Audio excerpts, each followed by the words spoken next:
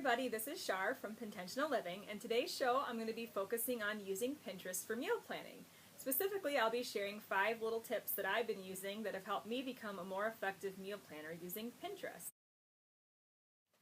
Okay, so the 5 tips that I have for you today are pretty simple to implement. They don't take any special equipment, no special costs.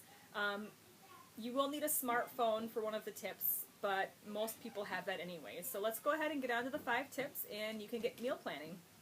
Tip number 1, create a family favorites recipe board.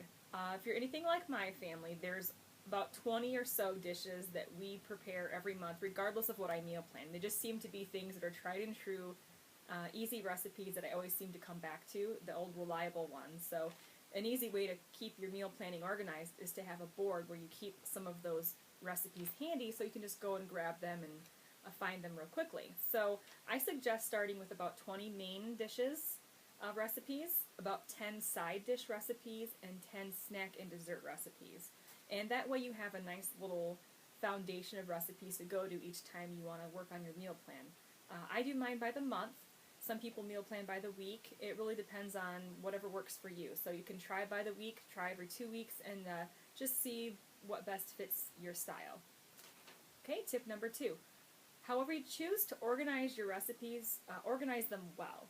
You want to be able to find them quickly.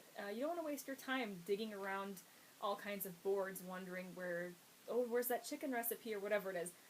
Put it in a place where you know you're going to find it. Keep the chicken in one place, or keep the beef in one place, or freezer recipes, however you want to do it, just keep it organized. So tip number 3, don't pin more recipes than you will ever make.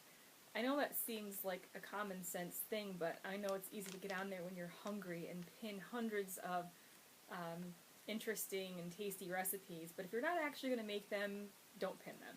Limit yourself to so many recipes. Even go through and clean out some of the recipes that you know you're never going to make. Tip number 4, get the Pinterest app for your smartphone. The reason I say this, mostly, I don't really pin when I'm out of the house too much, but if you're wanting to buy the ingredients for a recipe that you're wanting to make that's in your meal planning board, and you forget what it was, you can quickly go on your phone, go to your meal planning board, click on that recipe, and find the ingredients. You can quickly purchase whatever you need to cook that for that week. And last but not least, follow other meal planning pinners or meal planning boards for ideas and inspiration, because you never know when you might decide you want to change your style or you get tired of the way you meal plan. When you follow some of those other people, you can keep your ideas fresh or find new recipes and stay inspired. So those are my 5 tips, and hopefully that helps you become a more effective meal planner. And I know it's helped me, and there's also going to be some information in the description below to a blog post with more about meal planning, and I also will link up to my meal planning board on Pinterest. So thank you for watching, and I'll see you next week.